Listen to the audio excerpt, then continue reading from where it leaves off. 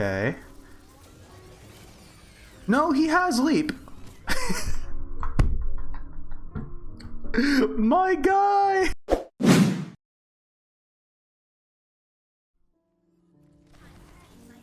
Yeah, one of the most important parts about like playing against a dive team is knowing how to retreat, right? Sometimes you know they're just gonna jump you. There's not much you can do about this situation, in the sense that like this Sigma is never gonna stop their dive unless he lands like the perfect rock, which is not gonna happen.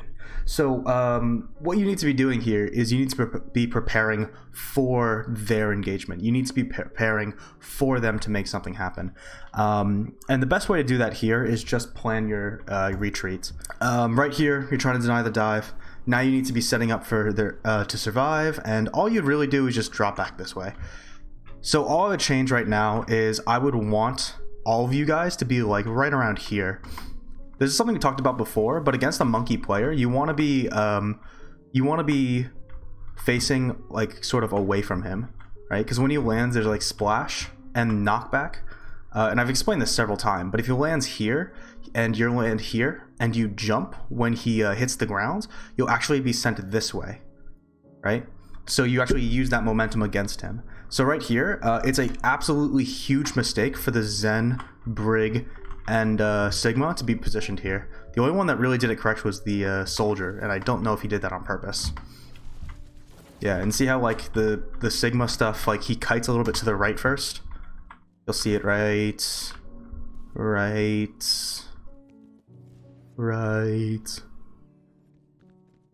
here. Dive happens. Sigma sees, and see how the Sigma starts going right? Where if he knew in his head that his retreat route was towards the left, he would have, first of all, not been behind this column. He would have been able to make this move faster. He would have been able to use the monkey jump to escape better as well. He wouldn't be going right, trapping himself further. You're on defense right now, and you have a lot of space, right? The only time that you really matters that you hold is often like this corner and this corner over here, maybe this one or this one, really depending. The idea of defense is like the attackers have to make the initiative. They have to push the card. They have to take the space. So they have to like go from here to here to here to here, then here to here, right? That's so many like steps for the offensive team to take. What's beneficial about the defense is you don't have to fight here or here or here or here, right? You just have to fight at the last corner. That's the only one that really matters. Defense just has kind of like the clock on their side, where the attacking team is always bleeding time. Every time they have to stop, or every time they die, they're in respawn, they have to wait, they get stunned. Every moment, it's them losing time, giving them less opportunities. Right? A good defensive team will take advantage of that, and they'll go, oh, you want to dive us? That's fine, but we're going to make you go here first, set up for like 30 seconds, then make the jump, then you're going to use all your cooldowns to take the space, and we're just going to bounce. We're just going to leave. None of us are going to die. We're going to use minimal cooldowns, and we're just going to leave. And then you have to do the thing all over again. Then you have to reset on this high ground. Then you have to make the dive, and then we're like, we don't fucking care. And then you just back up, right? Burn the time. But those videos do a lot better generally. They're a lot easier to sell people on. Where's the Soldier? That is a terrible idea. Why did we go this way? Would it have not been better just to go this way instead? Would this just not be the same sort of flank but better? Because you could take a high ground here or something? Like, I don't know. That seems very short-sighted. Look at this terrible line of sight. Like, honestly, look how little of the map you can see. Like, if I were to go here and draw his, like, vision, cone of vision, it's this. Look how fucking little he can see. All of this area and this area are completely off limits. How the fuck are you supposed to get a good visor like this? You're not. It's really bad. All right, how old is Sarah Tudson from the band Illuminati Hotties? I guess she's always just gonna be my benchmark. Nice flux. Nice flux. Let's go. Nice flux. Let's go. You're literally standing still, just waving, just waiting. That's a waste of shield. Okay, and then you're trying to stop the engagement with flux. It looks like you hit 3, but they all just walk away. My favorite use of flux is not to be used for an engagement. Personally, I think it's best to use as a tempo, right? So instead of trying to stop the engagement from happening, what you would do in that situation, and just for a more consistent flux, is I would wait for the monkey to jump you. Right? Wait for the monkey to jump, and when you know he's going to land here, that's when you flux. Right? It just completely disrupts their cooldown management. They are committed, but now they're out of position and getting flux. Their bubble's going to be pretty much useless when he uses it. And they're going to be just like, when they hit the ground, they're going to be half health, no cooldowns, and out of position. Right? That is a huge value flux compared to what you just did. And even if you did hit this flux, if you don't get those kills, they just reset. Right? And then they come back at you. Where if you use the flux when they engage as a tempo ult to pretty much go, no, you don't take tempo, I take tempo, then you'll see yourself get a little more success than this. Yes, sleeping on the job. Tisk tisk tisk tisk tisk. Who should we look at? Let's look at Zen. I like Zen. Okay, so they don't have a lot of range threats, so the Zen can play a little bit more floaty during this like poke phases. I have nothing inherently wrong with that, but he will have to position himself smart here. It's better to have the Discord on the monkey. The Echo's a fine choice. It really helps your soldier, but like right now, the Echo does not need to be discorded. The only reason you would have Echo, the only reason you have as Zen discording an Echo or a Pharah in the sky is to assist your teammates, right? To assist your soldier, assist your Widowmaker to taking them out of the sky, right? Put pressure on them to stop them from actually getting things done and helping your DPS. But if your teammates are not shooting at the Echo, why would you have a Discord on them? Right? This doesn't just go for Echo and Pharah. This just goes for anything. Discord what people are shooting at, right? Obviously, people should be shooting at what you Discord, but that goes vice versa. You know, if you always want, you can't always be in control, right? Sometimes things are low and you have to change what you're doing, your plans are to accommodate for your teammates. So right now, it's more important to Discord like the monkey or the diva instead to help your soldier survive, because this isn't doing anything. Right, good orb management, like good harmony and Discord management, is the most key aspect of Zenyatta. Also, another part of that management is put a fucking harmony orb on someone, right? I don't even care if it's not a good pick. It has to be on someone. There, at no point in the game, unless you die, really, should you not have a harmony orb on someone. Right, and obviously we can talk about optimizing, your harmony orb and who you're giving it to. But step one is just to put it out there, man. Just put it out there. So it looks like you're going for some sort of boop to displace, even get a harmony orb. It's either a mistake. It's either a mistake to go for this play, or a mistake that you drop to the low ground. Either or. Not very well done. Weird mind. Did he not have leap? Hello? He had leap. Hello? How'd he... This guy's named Food. Man's getting eaten alive. Boom-ch. Bad joke. Okay. No, he has leap. My guy. Okay, here's what happens. Hold up. Oh. The cinematic monkey death. Who can say where the roads go, where the days go, only time. So what happened there was he wanted to break the mines with his bubble. But and normally what you do is you drop your shield to break the mines on the bubble. What happens here is he kind of stood there and the bubble displaced like this, and it broke all the mines on the edge, but it didn't help with the ones in the center. Honestly, it's a very good trade-off to use your leap and your shield to break mines. You're pretty much trading 2 cooldowns for an entire ultimate. That's how powerful that is. So like here, what you need to be doing is you need to jump so you're in the air, put the bubble like here, and when it drops, it'll break all the mines underneath it, like every single mine underneath it. But if you put it on the ground, like you just drop it right here, it only breaks the mines on the outside. Anything on the inside doesn't break. And that's why the monkey dies, because he stands like on 6 fucking bombs and just expects to live. Poor guy. What a terrible visor. This is the 2nd time in a row that I've seen a terrible visor from this guy.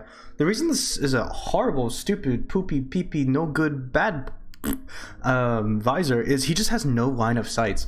That's the 2nd time in a row. He's just staring at a fucking corridor and goes, yeah, I'm just gonna visor this.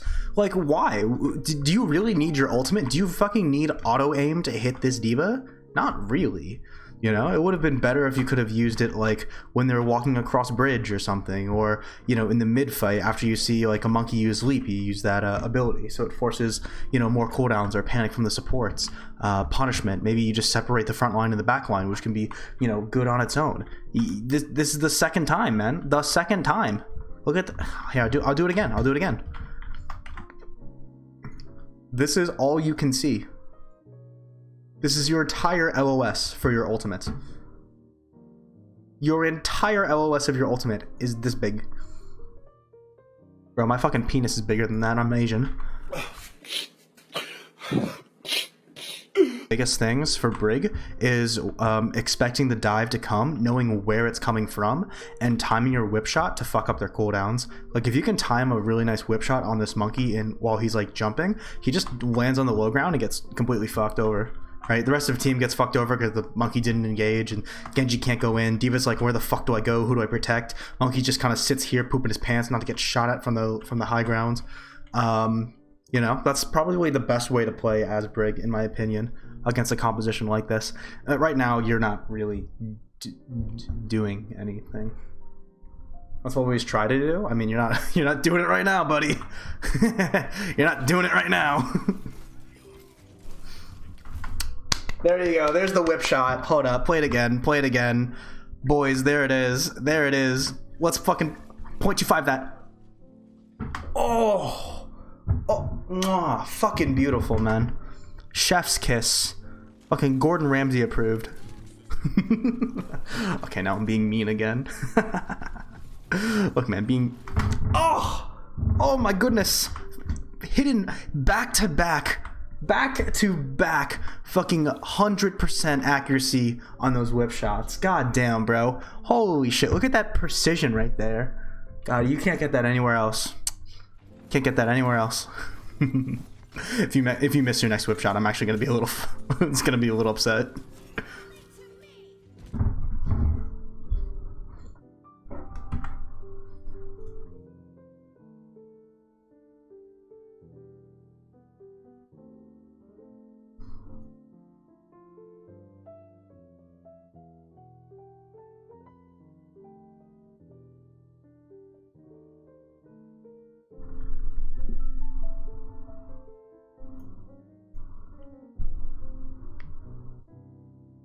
See, this is one of those things you really don't need to talk about too much. You know, back when I was coaching Contenders and OD, one of my favorite things to do nice ellipses. One of my favorite things to do is during team VOD reviews, if somebody made a really stupid play, right? Here's the difference between me, an amazing coach, and like a shitty coach, right? A shitty coach would be like, well, you see, Peppis, that's not the greatest rally in the world. We can definitely improve that, right? Like, everyone was dead, and, you know, like, we're not getting a lot of value off of the armor, so, like, maybe don't do that. Right? That's what a shitty coach would say. Not like that's not bad advice. You know, you shouldn't have fucking rallied there. That was a terrible rally. Instead, my favorite thing to do is just bully. Instead of being like, oh, that rally was bad, I will just make fun of you mercilessly, right? Get the whole fucking squad laughing at you. And, you know, you kind of laugh along too. You're like, ah, yeah, it's kind of a stupid rally. Bro. Every fucking time I've bullied one of my players for making a shitty play, they have never made that mistake again. I'm not even fucking capping. I've done that so many times, and I fixed so many fucking mistakes just by doing that. The power of peer pressure, my guy. The power of peer pressure is so strong that I've done that to like Winston players and like Soldier players, and they have never made a bad engagement again. It's amazing. It's genuinely amazing.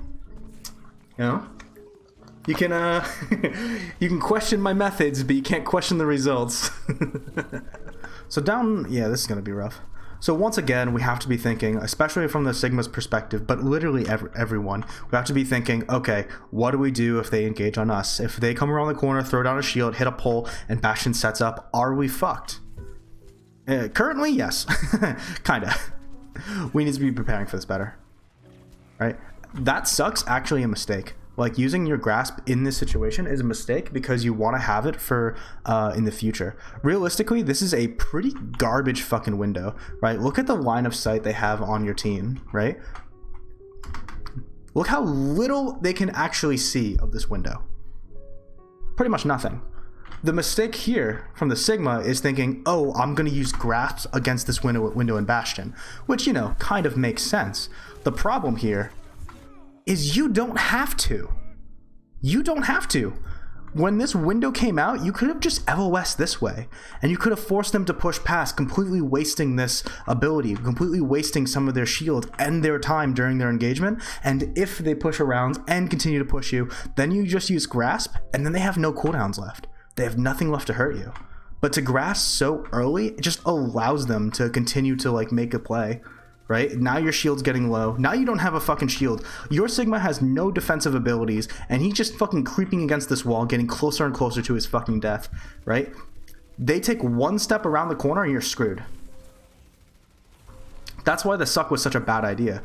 It wasn't a bad suck in the sense that it was like, you know, it didn't get value. It was a bad suck because you could have gotten so much more. It would have mattered so much more in the future, right? Fortunately, this team's bad, right? If this team was better, though, that is one of those mistakes on Sigma you could absolutely punish. But don't let them hit the ground alive, if possible. What a bad fucking Bastion ult. What the fuck's wrong with this team? Hello? Do people have eyes? Apparently fucking not. How are you getting away with this? Are these... Sure. What? How did you get away with this? Look at this, man. 1, 2, 3, 4. It's a fucking 5v1, and they're just with Bongo, and they didn't do a single point of damage to you.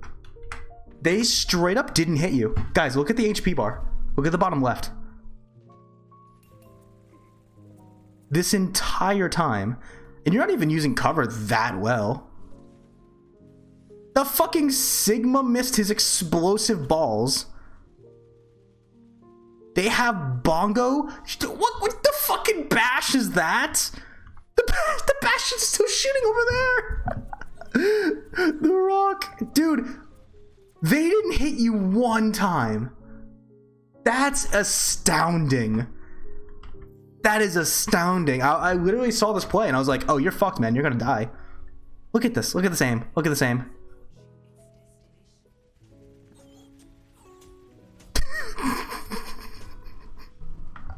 Man's drawing a fucking outline of you. Holy shit. That's amazing. That's unreal. That should have been so heavily punished, my friend. That should have been so heavily punished. Keeping up rally is one of the most important things you can do. It's a bad bash. Remember, guys, sometimes the threat of a cooldown is more important than the actual cooldown itself. The threat of the bash, right? Looking from this Tracer's point of view, fucking sleepy over here, sleepy OW. From this like Tracer's point of view, the fact that she's playing against a Brigitte with a bash in the first place is enough of a deterrent where she can't really go in super big, right? She sees that you see her, you're threatened by that, right? You start shooting, and the second you hit this bash, she knows, right? She won't be she isn't like in danger of just exploding, right? She's not going to get stunned and just insta die, and then she's able to go in even deeper, right? Waste both of her blinks to go for this kill, which she can't fucking hit for her life. She doesn't get that Tracer does not get that opportunity to go in for that Zen kill if you still have your bash. Also, they C9'd. About you and how you've been treating me, and I thought,